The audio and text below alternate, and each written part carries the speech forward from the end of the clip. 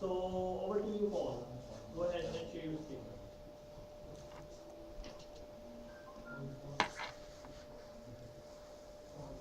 Paul, can you hear me? Yes, all right. Hi, Sajid. Thank you.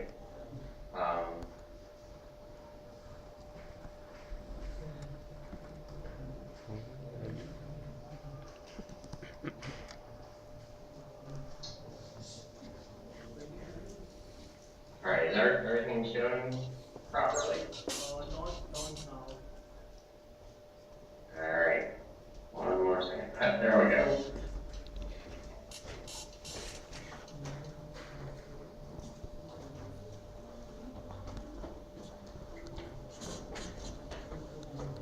All right. How about now? Not now, Paul.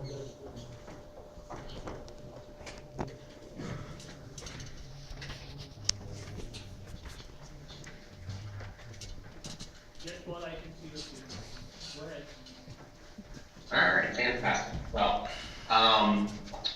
good afternoon to all of you. I know it's late afternoon there. I'm joining you today from Washington, D.C. in the United States. Here it is still dark out, early morning. So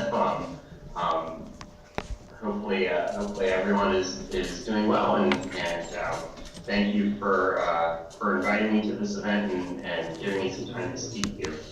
As you can see on the screen, my name is Paul Lebar. I am the Vice President of Innovation at Software Productivity Strategists.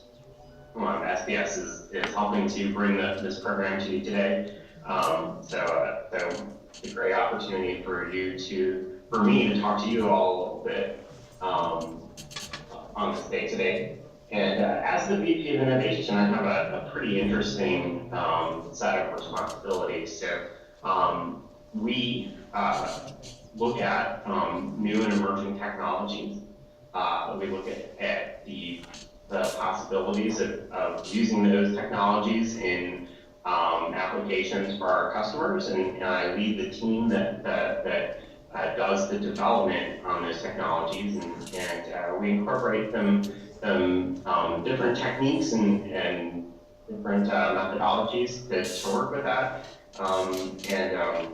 Of course, we look for great partners that can help us do that as well as reaching out to the community like we're doing today to help enable the community on those technologies and help us understand how those new and emerging technologies work, how we can best use them, and how we can work with all of you to make real solutions that are useful in the real world. And so one of the things that is true of our time is that innovation is allowing businesses to completely disrupt industries where there are long established with seemingly insurmountable leads in terms of those incumbents' infrastructure and process and sheer size. But if you look at what's happened, with some of the companies that have become the largest and most well-recognized companies in the world over the last years, you see how information technology has brought about massive disruption. Now this started is, I think, a particularly nice way of presenting what's become, sort of a business world meme, if you will, about some of these companies. Uber, which owns no cars, yet is the largest, taxi type service in the world. Airbnb, which owns no hotels, owns no real estate, yet is the largest accommodation company in the world, larger than the Hilton chain, larger than Marriott's chain, who own massive amounts of infrastructure, tons of property, have to be able to maintain those properties and pay employees to man them, et cetera, et cetera. Alibaba, which carries no inventory of their own, yet is the world's largest retailer, and competes with the likes of Walmart, on a global scale, and is able to sell more retail than a chain like Walmart that invests massively in warehousing and transportation and all of those things to maintain their inventory. Huge amounts of investment in storefront property, gigantic box stores with massive square footage that have to be owned and maintained, et cetera, et cetera. And the world's largest media company, Facebook, that owns no content yet has completely redefined what a media company is in terms of their ability to offer compelling media to literally billions of people. So these companies were able to disrupt because they started with information technology and grew around that. They leverage that technology to gain a lead over those competitors that had made massive investment in their infrastructure, but were not necessarily thinking about disrupting their own businesses, not thinking about how is the industry going to be changed, how will new technology allow us to do our business differently, do our business in a way that throws away these decades, or in some cases centuries old notions of how this company and this industry is supposed to run, and how can we totally redo this just based on technology. So we're in this age right now of massive disruption through the use of emerging internet technology. But what's interesting about that is we're not really in the age of disruption. Technology disrupting the world has existed as long as history. The story of iron is when the techniques to extract the iron metal from iron ore developed, it quickly proliferated around the world. And what was interesting is that the techniques to build tools and weapons out of metal were fairly complex, and the availability of the metals to build weapons and tools was fairly limited. But once the ability to make those tools out of iron developed, there was massive expansion in the ability to manufacture tools and weapons, and this changed the globe. For one, the ability to arm massive numbers of people and grow huge armies suddenly became a reality. And on the flip side, iron farming tools greatly increased agricultural productivity, and populations started to balloon. And so you were able to, as a small state, grow your population, arm all of your people, and have both large numbers of people to do lots of things for your state, as well as the ability to create lots of tools and weapons very quickly. And that resulted in small states starting to overwhelm and consume other states to build larger states. And so you saw a complete change in how the people of the world were governed, and how they were organized, and how they dealt with each other. And you saw the rise of forms of government like the imperium and democracy. But here was technology, literally thousands of years ago, completely disrupting the way humans live. It basically took that very specialized and very limited ability and to make metal tools and democratized it, made it available to everyone. sort of in a way, Facebook has made content creation available to everyone. And Facebook and its counterparts like YouTube and other social media platforms has made the creation of content available to everyone. Another very interesting and a little more current story of disruption is SpaceX.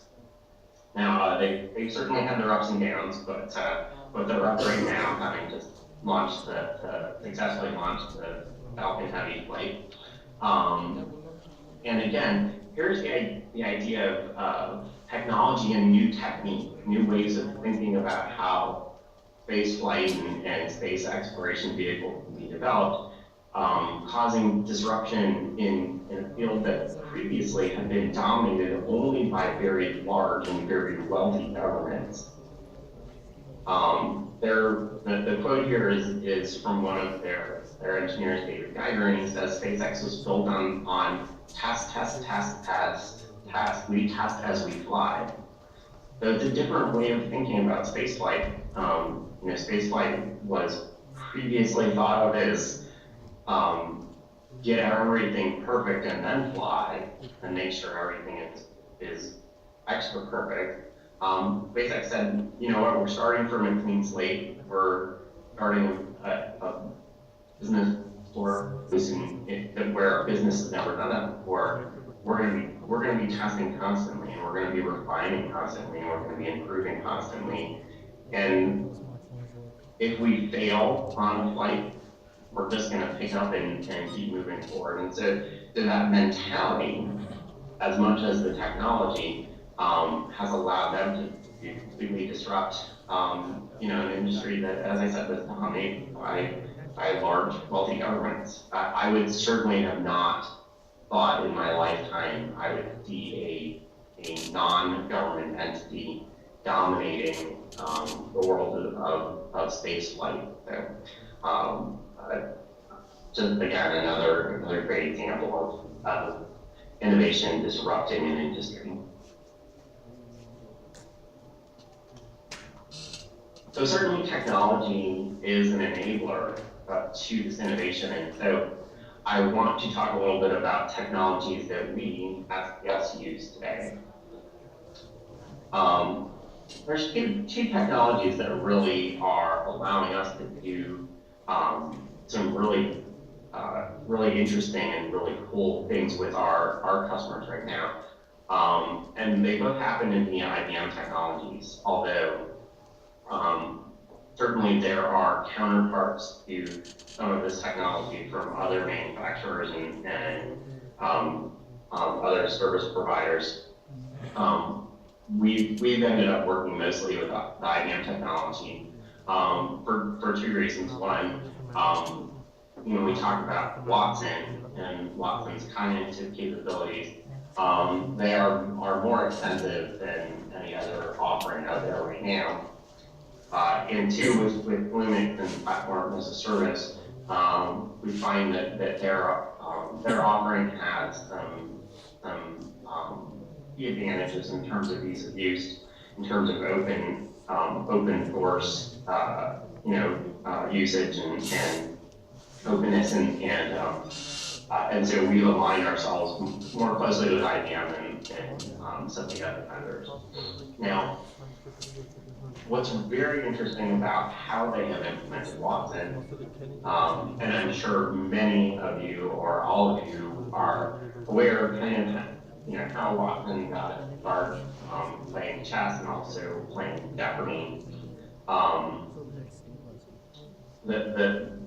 The paradigm for Watson now really fits interestingly with that kind of idea of making technology available on a much wider scale and how that can disrupt the world. So you see listed here different icons and their titles, and what these represent are services that are offered by IBM, and these services can be easily tapped into through REST APIs and incorporated into whatever application you seek to use. Now, our with existing examples of customer implementations that we have built or in the process of building, we've seen the services used as their own, on their own and used to literally, enhance an app that is otherwise running in our customer's infrastructure. We've also seen cases where the app runs completely on the cloud and so they run side by side with the services that they're using on the cloud. But that capability to just tap into again, makes it available to use in a huge variety of ways.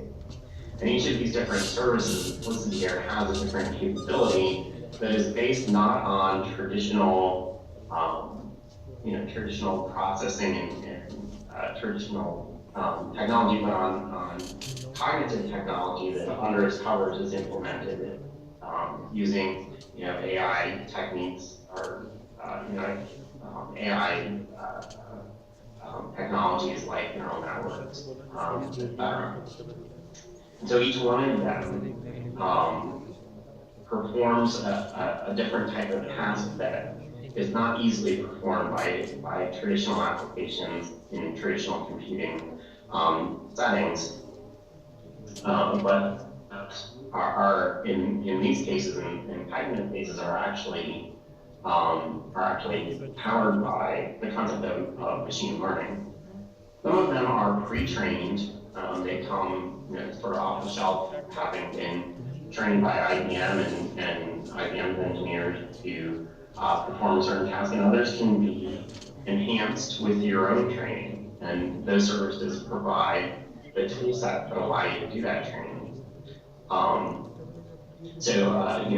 The Discovery service is a great example of that. Discovery service is meant to do text analytics and cognitive searching of text from unstructured data. And as I said, as I was describing, this comes with an off-the-shelf capability based on how language is traditionally used and multiple different languages. But it can also be trained through the development of custom models. And there are tools that IBM provides you, namely one called the Watson Knowledge Studio, where you actually go in and perform the training. Humans go in and perform the task of perform the task of annotation, which is marking up the actual examples of the text that you want Discovery service to be able to analyze and understand. And that human annotation task allows the building of a custom model that then trains the Discovery service to recognize the specific parts of that article that you care about. So you train it in your specific language and in the language that you use in your business, in the information that is important to you in your business, and enhance it in a way that's unique and completely domain specific based on the domain that you care about. So as you can see, they offer, the different services offer a myriad of different capabilities, everything ranging from what I was just describing in Discovery service, which analyzes text, to something like Personality Insights, which analyzes text for insights into a person, personality traits, all the way through to something like visual recognition, which analyzes images to be able to tell you what's in an image. I'll talk a little bit later about something we're actually working on right now with visual recognition that I think will demonstrate exactly how useful that is. Now, those services, as I said, those are available and we can incorporate those in application through REST APIs as we want. But the other thing that is making innovation possible for us is the Bluemix platform. And there are other choices out there that have similar capabilities, but Bluemix is platform as a service. And so generically speaking, the idea of platform as a service is really a stunning change in how IT is done that's occurred over the last decade. Cloud, has been around for a while, and the idea of cloud infrastructure has been around for a while. But platform as a service adds on top of infrastructure as a service that really makes a huge difference is obviously the compute and memory and all of that is available on the cloud as part of platform as a service, and that in and of itself is a huge game changer. But what platform as a service has on top of that is the ability to spin up a runtime environment with no need for an administrator to go in and configure an operating system and install the runtime environment and configure all the networking that needs to happen to allow you to connect to that runtime environment and for your application to be available to the world outside. And so tasks that literally in our world could take 2 weeks to stand up the server, make sure everything's configured right, install the middleware that we wanted to run our application on, configure that middleware for security and the database connections and all that can be done in literally hours with platforms as a service. You push a button to stand up your runtime, you added services for your databases, you configure security, and you're off and running. You don't install anything; it's all basically installed for you. And so that ability to literally to have a runtime environment that you're using for your development, and the same day that you decide to start doing a project is just it's just a stunning change in how we do our work. And so it makes the time and cost to just go test out an idea. It's feasible. You would in the past, if you wanted to develop an enterprise class application, you would have to really think about whether or not it was worth standing up the infrastructure to do that. And you would study it and analyze it and make some decisions after weeks of consideration and a lot of debate and going back and forth.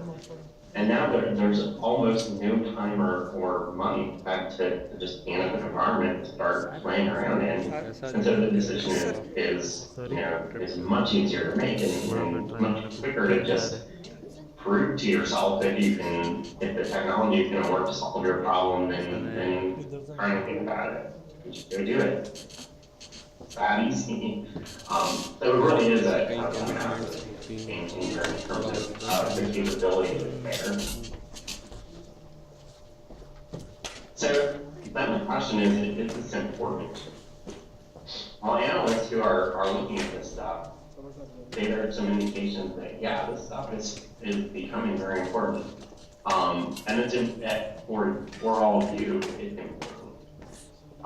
In terms of cognitive, the Watson stuff, by 2018, which we're there now, 50% of the developer teams will embed cognitive capability in their apps. It's 50% now, and this stuff is only been around for a couple of years. That's an incredible rate of adoption. So knowing cognitive and being able to work with cognitive is going to be a requirement to be a developer. In almost all cases, in the very near future, it's already being used in half of development teams. In addition to that, 80% of enterprises will overhaul their digital front door by 2018. So changing their UI, changing how their look and feel, it is is happening in almost every enterprise. And that's going to be enabled by things like platform as a service because you can very rapidly develop that on platform as a service, and you can use that to enable things like split tasks because you can set up multiple infrastructures and try out different ideas with customers and see which ones work best so that what you developed for that new user experience is the best one you can get out there, and you can get feedback from your users and make sure that they like it before you roll it out 100% across the board. And so this UX development is being enabled by those technologies as well. The other thing that analysts are saying is that 80% of organizations that are trying to do this themselves won't achieve their expectations and goals around their own DIY platform as a service. So that means that the big manufacturers, the big service providers who are offering platforms as a service are going to be the solution of choice going forward, and that makes perfect sense if you think about it. Huge organizations like Microsoft and IBM and Google and Amazon have thousands of people working in their data centers and working on their cloud platforms.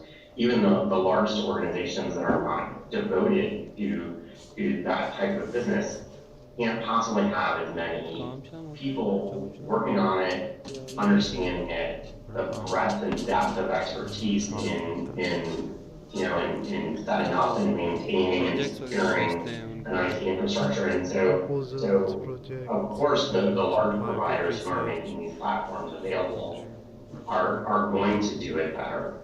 But the idea of organizations owning and managing their own IT infrastructure, whether it's platform as a service or otherwise, it is definitely going to change massively, and the move to cloud is going to continue as we go forward. So these technologies are, of course, going to be necessary for everyone in the IT industry to understand going forward.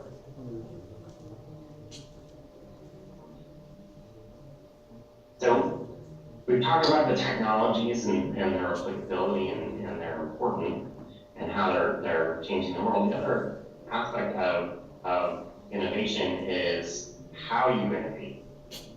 And so, so from an SBS perspective, we take a lot of our ideas about innovation and how we innovate from Lean Startup, and we've adapted what's in Lean Startup to our own our own capabilities, our customers' needs, and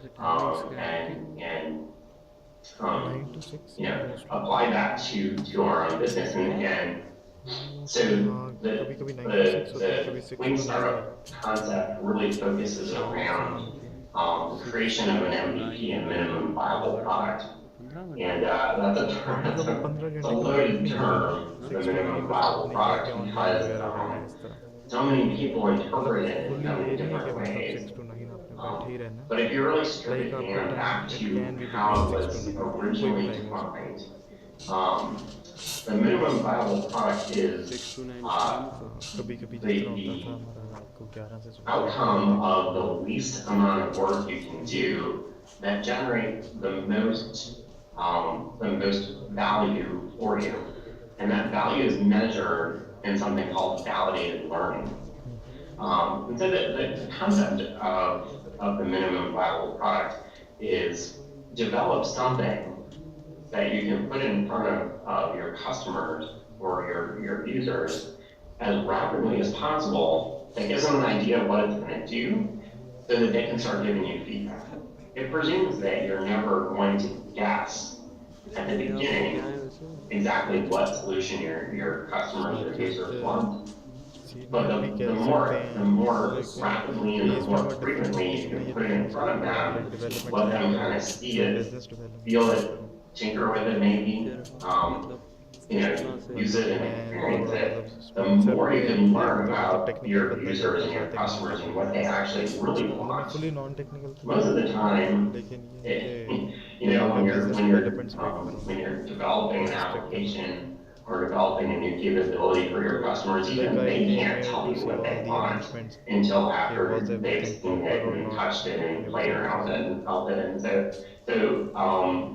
so this idea of a minimum viable product really resonates with me and with a lot of other practitioners who have, been doing this for, वैसे 25 plus technical years stuff or तो सब longer Sajid and ने say, yeah, जो भी फिलहाल थे this online all makes sense. उन्होंने कर And दिया. वो भी the technology and the methodology go hand in Sajid hand. फिलहाल टीम लीड हैं If Sajid we go back to what I was saying about platform as a और ये उनके service, मैनेजर when you हैं. think about that a little bit, the नहीं ability मतलब ठीक to है, build those काम things चल जाते हैं, with no काम चल upfront जाते हैं. time and cost with platform as a service, and the ability to tap into जी capabilities like बताओ cognitive that goes so development far side में beyond किस तरह से anything we could do मैं ourselves, but चलो that we can access almost instantly through API calls, really make this possible.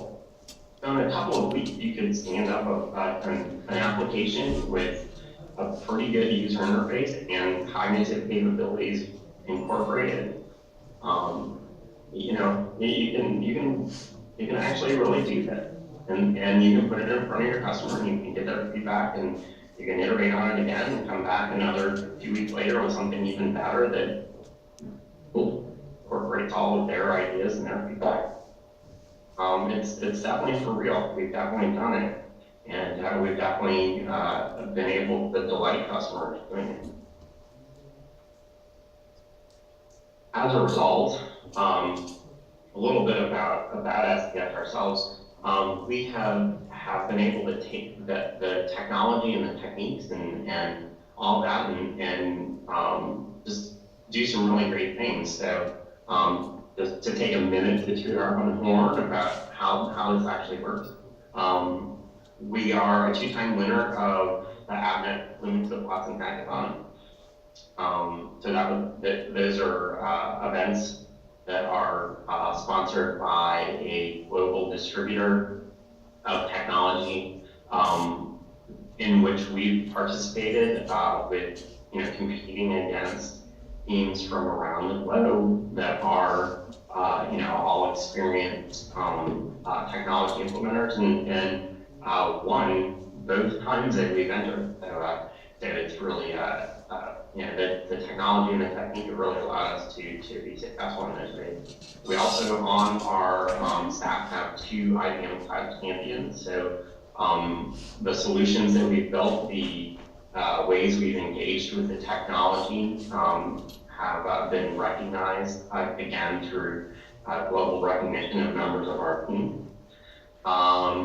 We were semi-finalists in the IBM Cognitive Build Challenge, which is kind of another global competition with technology implementers from around the world, and we were a semi-finalist there. And we've also been recognized for our expertise by being asked by global training partners to build their training material. So they've recognized how knowledgeable and how deep our knowledge goes to the extent that they've asked us to build the material that will be used to teach other people these technologies.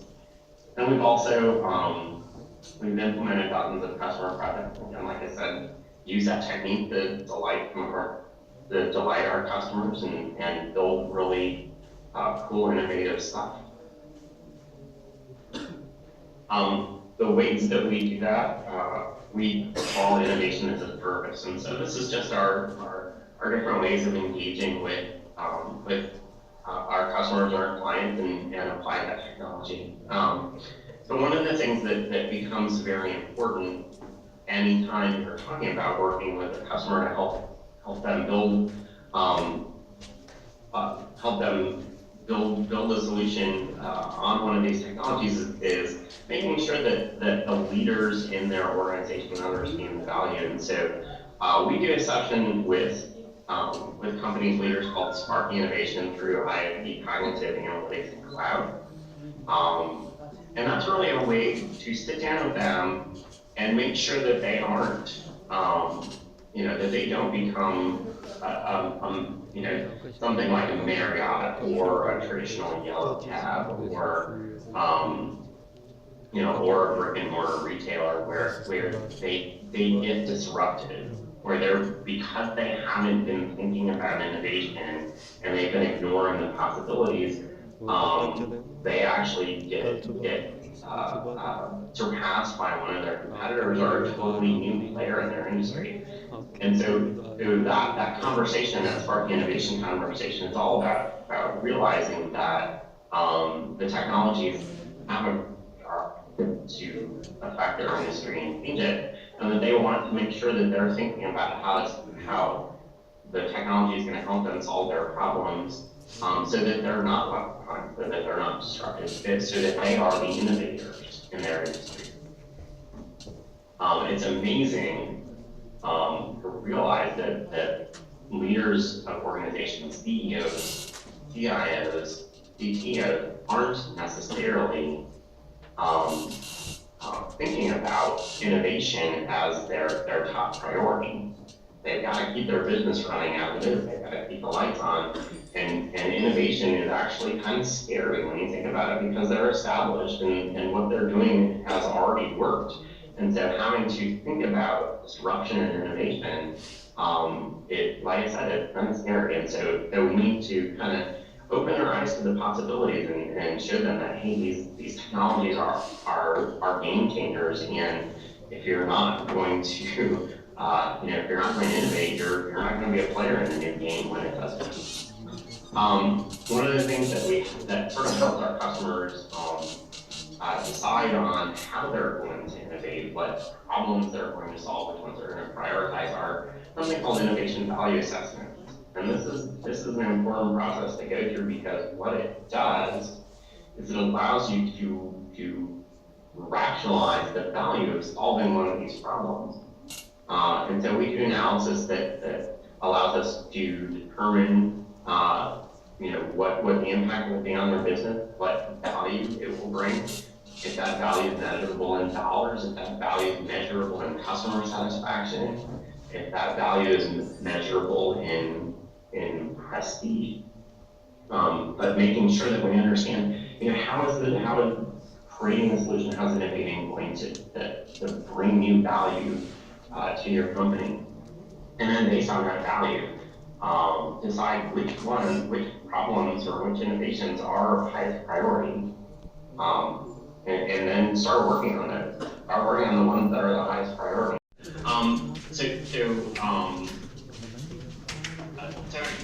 I think the point being gathered, there could be something in there that's incorrect, and if it's been committed, then when people search that data, they'll see what's incorrect. That's true of any system anywhere. If the system doesn't have the right checks on the data being entered, there could be a mistake made. So to search data in any blockchain system, you just have to search the closest block here is.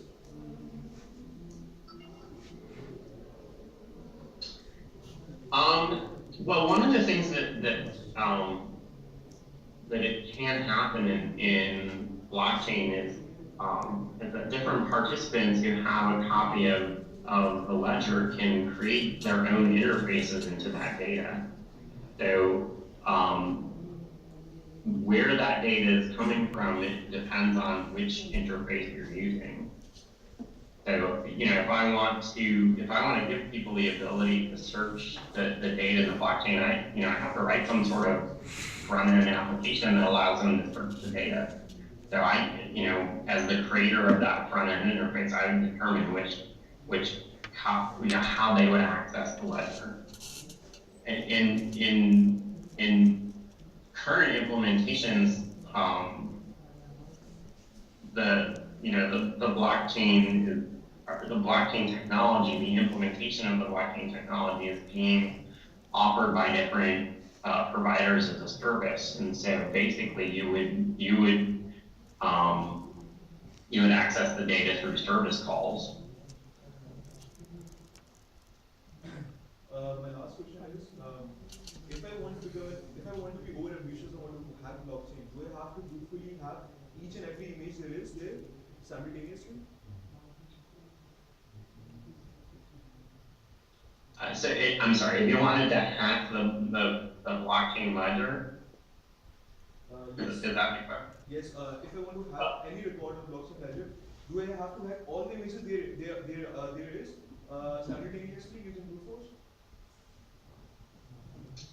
Well, you'd have to hack at least 51%. So that's, basically because changes to the blockchain ledger are by consensus, you have to have 51% of the copies of the ledger. You have to be able to hack those. So you don't have to get all of them. What's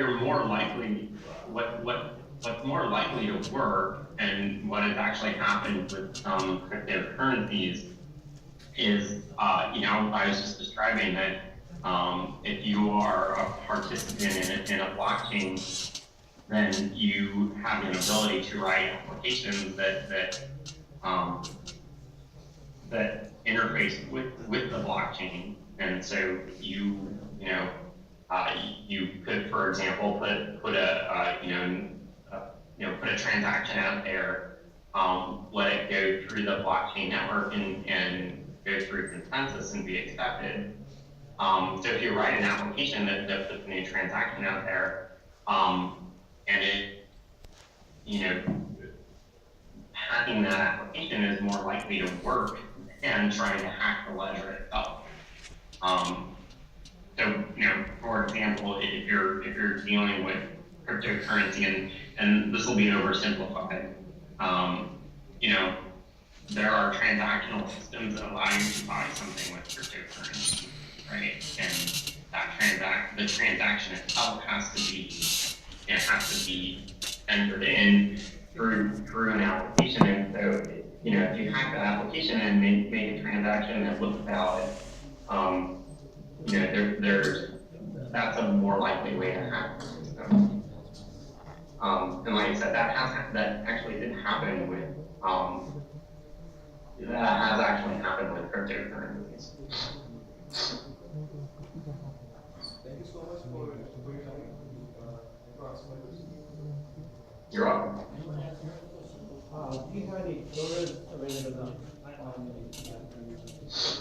and can Paul show some examples of alternately? Yeah. You are looking for some demos. Yes, now some products which were actually developed. So Paul, we have a very senior developer here, and we are very interested to see some demo which you are working on. So is it possible right now? Oh, wait. Why don't we set up a follow-up time to do a demonstration? Yes. I didn't really have anything ready for demo for today, so let me apologize for not being able to do that today. But let's absolutely do follow up, and I'll walk you through some demos. I'd be happy to do that. Or anyone else have any questions right now?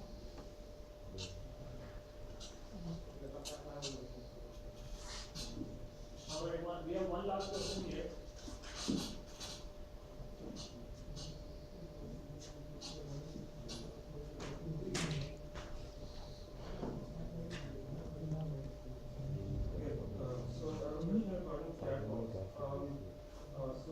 We have the common chatbots like Siri, Google Assistant, now we talk about Fuzzy Watson. Can you tell me how the data they can read about things like that?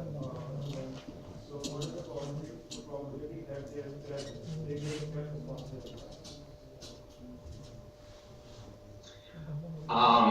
But the answer to that is it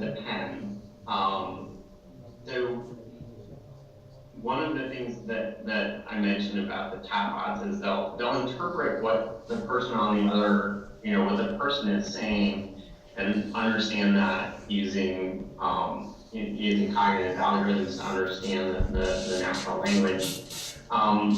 Whether or not they're correct in the case of using the Watson Conversation API, whether or not they're correct depends on how well you set up the rest of your chatbot implementation. So the chatbot replies with a set of responses that you've given it to respond with, right? So it doesn't make up its own response on the fly.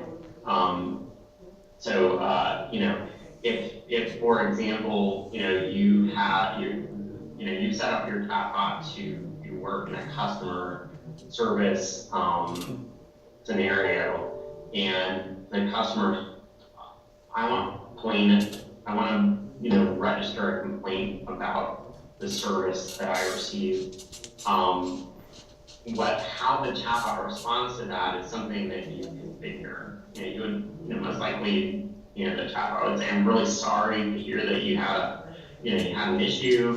Can you tell me more about it?" Right? That response is something that you put into the conversation service as a configuration. Whether or not it recognizes that the customer is saying, "I want to complain about something," also depends to some extent on your configuration and to some extent on the algorithm. The reason my first answer was it depends is you certainly need to, when you implement a unique conversation service, you need to do the same work you would do with any other application, which is you need to write test cases, you need to run through those test cases, you need to understand what the variances are around those test cases, and they actually get more complicated with something like a chatbot because, generally when you're writing test cases for an application, there's only one input that's possible. With a chatbot, the input can be, it can vary quite a bit. And so you need to write those test cases to take into account that there's variation in how people express themselves. Ultimately, I can't give you a number like, oh, it's 99% accurate. It really depends on how you build your application, how well you test your application, what scenario you're using, what scenario you're applying the application to, and just how thorough your work has been. For the ones that are more general, the Siris and the Alexas and things like that, their accuracy is even more complicated by the fact that it's doing voice recognition as well as interpreting the spoken language. So you're introducing another factor that can introduce inaccuracy by adding in the voice recognition. I imagine that companies like Amazon, like Apple, are also doing like amazingly expensive testing to get things like Siri and Alexa to work as well as they do. I think furthermore, around the voice recognition part of it, the fact that those applications are now cloud-based, I think has improved the accuracy of those applications and their voice recognition capabilities considerably. If you used voice recognition systems that were installed locally, I think things like Dragon Speak or something like that, they would be trained specifically to you. You would train them. They were trained to your voice and your accent and your way of expressing yourself, and would not work well if somebody new picked it up and started using it and hadn't trained it themselves to this thing, cloud-based, and they're probably most likely being trained on a continuous basis with many different voices and many different accents and many different background noise situations and things like that. I think it has massively improved their capability. But in terms of giving you like an exact number, I can't do that off the top of my head. It depends too much on the application and your implementation and your own particular process to be able to tell you if it'll work or not. I am definitely, I guess what I can say is I've seen examples of chatbots that I know were implemented on the Watson conversation service that did not work very well. I've also seen ones that work pretty well. And so, if you're diligent in what you do, you can certainly create a chatbot that works very well and has a high degree of success in having a good conversation with a customer. But that just depends on how much work you're willing to put into setting it up and configuring it and testing it. Alright, so guys, we are running out of time already, so I think I will conclude the session here. Paul, thank you very much for your great time. So, alright, so I'm going to conclude the session. Bye, Paul.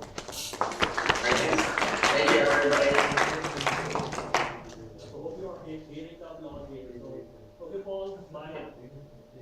Thanks, Sajid. Bye. So, innovation is going everywhere here. So just here, we are talking about the bots and bots and blockchain and all these things here. So if you people are very interested and keen to know about anything, I am here till tomorrow. And personally, I have expertise in IBM Watson. So if you want to discuss something, you want to know something, feel free to come to me and I will be happy to help. Okay, guys, thank you very much for your time. Assalamu alaikum.